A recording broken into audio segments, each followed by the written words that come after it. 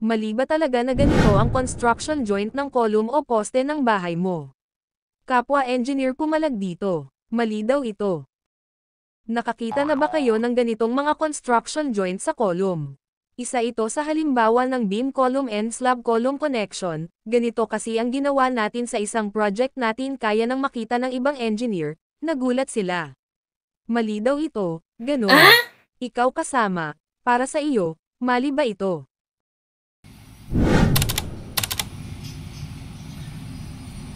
This is a follow-through video. So regarding sa isang video natin na kung saan sasagutin natin ang mga comment sa ginawa nating mga column at beam. So actual na construction po ito. Na sinabi ng ilan nating mga kasamahan na mga inhinyero na quote-unquote mali. So ako naman bilang isang construction boy at may kunting kaalaman sa technical na aspeto ng construction ay lubos na gumagalang sa mga kasamahan natin. So ito ay kanilang pananaw at iyan po ay base sa kanilang napag-aralan at sa kanilang sariling mga karanasan. So iba-iba naman ang paniniwala ng mga tao sa iba't ibang mga bagay. Sa construction pa kaya? So, ako din naman ay pala-obserba sa mga construction methodology na ginagawa sa iba't ibang mga project na hawak ng iba't ibang mga engineer. Kaya, di tayo nakukontento sa kung ano ang nakasanayan natin. Tulad na lang halimbawa nung issue nga na ito, yung column beam connection and yung slab column connection. So, saan nga ba yung tamang dugtungan? So, saan yung tamang construction joint? So, tama ba o mali yung ginawa natin na actual naman? Nakita nyo naman no, sa video. Tama bang ginawa natin or mali? So, kung ano yung inyong paniniwala, so don't forget to comment dito sa ating comment section. Magpaliwanagan tayo. So, let's express our own opinion, our own experience, our thoughts regarding this one. And pag-usapan pa natin to.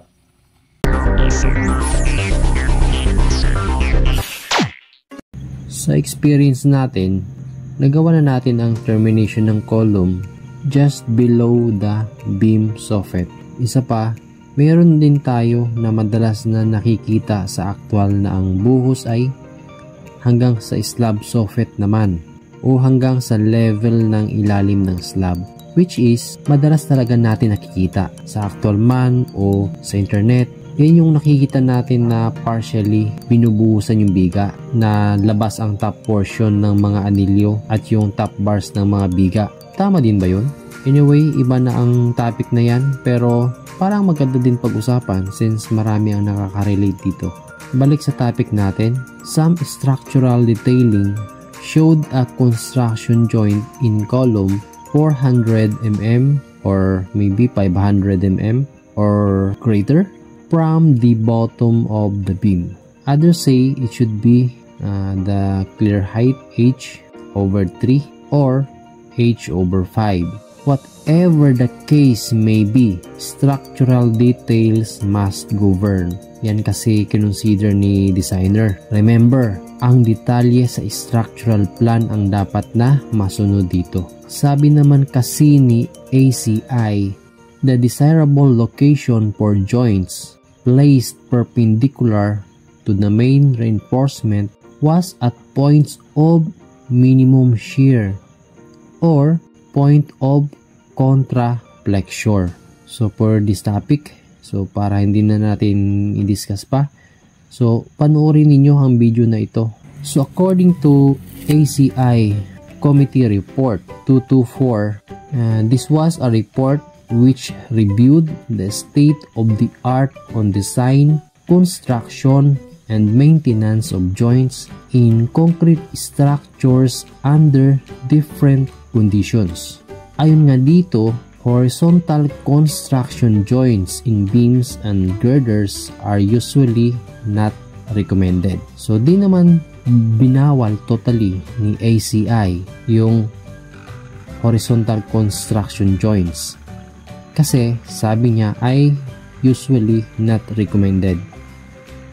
So yung beam na exposed ang top bars at top portion ng mga anilyo kapantay ng slab ay pwede ba? Teka, mukhang magandang pag-usapan yan Pero siguro sa separate topic na lang yan. Anyway, balik nga tayo sa topic natin, sa issue natin. Dito sa ginawa ko na call joint ng column or construction joint ng column na pantay sa ilalim ng beam. Mali nga ba ito? Well, yun ang sabi nila. So, let's talk first about construction joint. For many structures, it is impractical to place concrete in a continuous operation. Kaya nga may construction joints. So, construction joints are needed to accommodate the construction sequence for placing the concrete. So, the amount of concrete that can be placed at one time is governed by batching and mixing capacity, crew size, and the amount of time available. Correctly located and properly executed construction joints provide limits for successive concrete placements without adversely affecting the structure. That's according to ACI committee report. Construction joints are necessary in most reinforced concrete construction. Due to their critical nature, they should be located by the designer. So, si designer po talagang maglo-locate niyan and indicated on the design drawing to ensure adequate force transfer and aesthetic acceptability at the joint.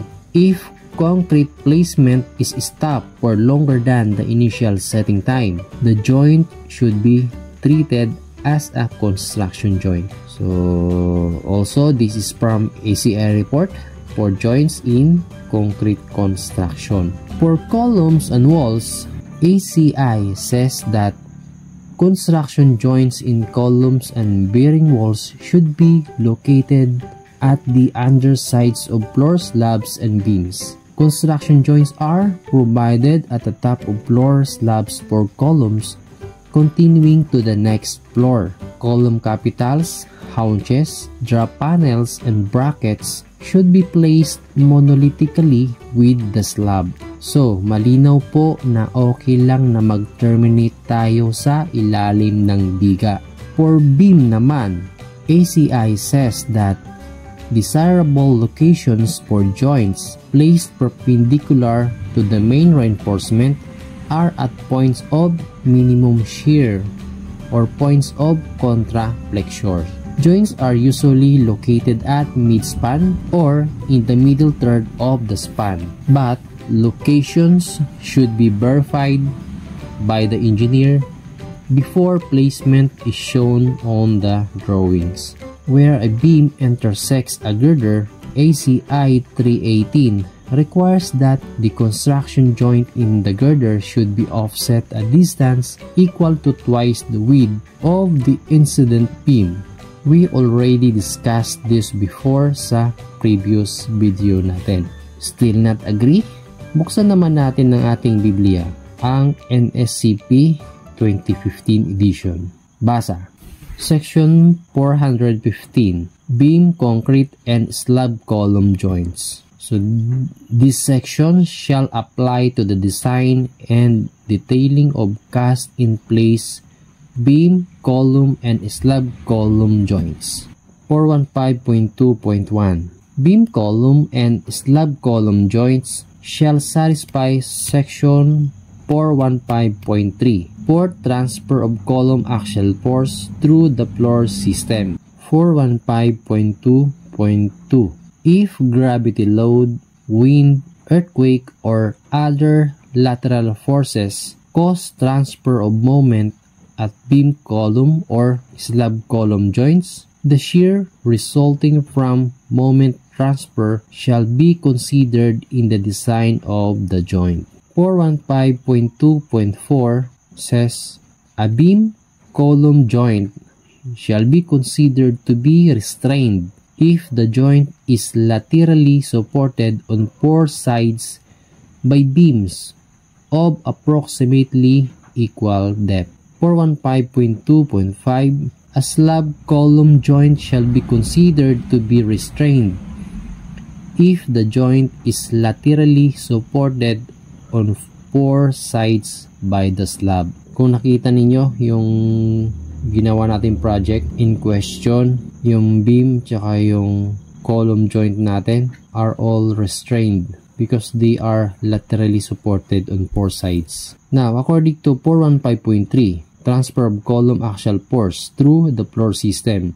415.3.1, if Fc prime of a column is greater than 1.4 times that of the floor system, transmission of axial force through the floor system shall in accordance with the three conditions. A. Concrete of compressive strength specified for the column shall be placed in the floor at the column location. Column concrete shall extend outward at least 600 mm into the floor slab from face of column to the full depth of the slab and be integrated with floor concrete. B. The design strength of a column through a floor system shall be calculated using the lower value of concrete strength with vertical dowels and spirals as required to achieve adequate strength. And C. For beam column and slab column joints that are not restrained in accordance with section 415.2.4 or 415.2.5 respectively, it shall be permitted to calculate the design strength of the column on an assumed concrete strength in the column joint equal to 75% of column concrete strength plus 35% of floor concrete strength, where the value of column concrete strength shall not exceed 2.5 times the floor concrete strength. So that's the conditions stated in 415.3. So sa hinaba-haba nung binasa natin na nilalaman nung NSCP 415.3. So, paano nga natin yun i-interpret? So, bigyan natin ng example. For example, here are our typical construction joint detail. So, alin nga dito ang gagamitin natin? Detail A or detail B? So, let's find out. Detail A shows construction joints at beam soffit and at the top of beam or floor slab. Detail B shows construction joint at beam, which extends outward at minimum of 600 mm. As per NSCP, ito ang consideration natin dyan. If the ratio of FC prime for column versus girder is greater than 1.4, use detail B. If not, use detail A. So, first, check natin yung required FC prime ng ating column. So, in this example, so meron tayong table dito. In this case, meron tayong 10,000 PSI na FC prime ng ating column. At meron naman tayong 7,500 na PSI ng beam. So, when we divide 10,000 PSI by 7,500 PSI, so this is, the ratio is equals to 1.33, which is less than 1.4, meaning gamitin natin ang detail A. So, next naman ay, if ang FC prime ng column ay 9,000 PSI, habang ang beam ay 6,500 PSI. The ratio is 1.38. Again, this is less than 1.4. So, use detail A. So, kayo naman ang try. Ang FC prime na 8,000 per column and FC prime na 6,000 per beam. So, ano yung ratio? And also for 7,000 and 5,000 respectively. So, ano kinalabasan? So, detail A pa din. Now, let's go to the following concrete strengths. Column 10,000 PSI and beam 7,000 PSI. Ano ang ratio? 1.42. So look, 1.42 is greater than 1.4.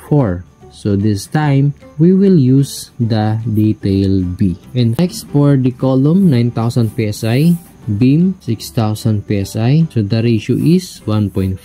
And again, greater than 1.4.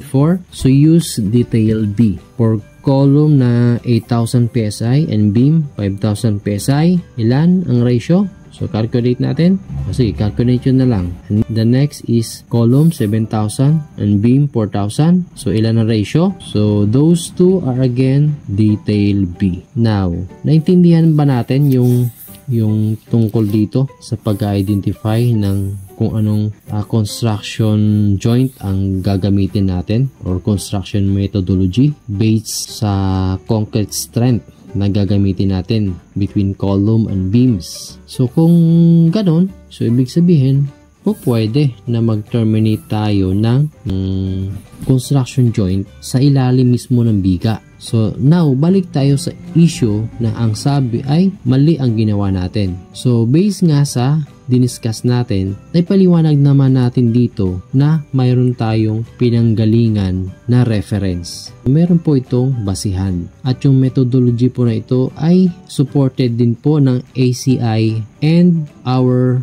very own NSCP. So kung ano po ang inyong say, ano yung inyong stand sa ganitong methodology, so please comment dito sa ating discussion para mas mapalawak natin ang insights natin sa ganitong klase ng mga technical na issue. Alright? I hope po na naliwanagan tayong lahat about this issue at sana ay sapat na ang paliwanag ko na ito para maniwala kayo at mag-subscribe na po sa channel natin. Okay, maraming salamat. Peace! So magkita-kita tayo sa susunod na mga topic na ating pag-uusapan sa ating channel. So ingat po tayo lahat. Keep safe po. Maraming salamat. God bless us all.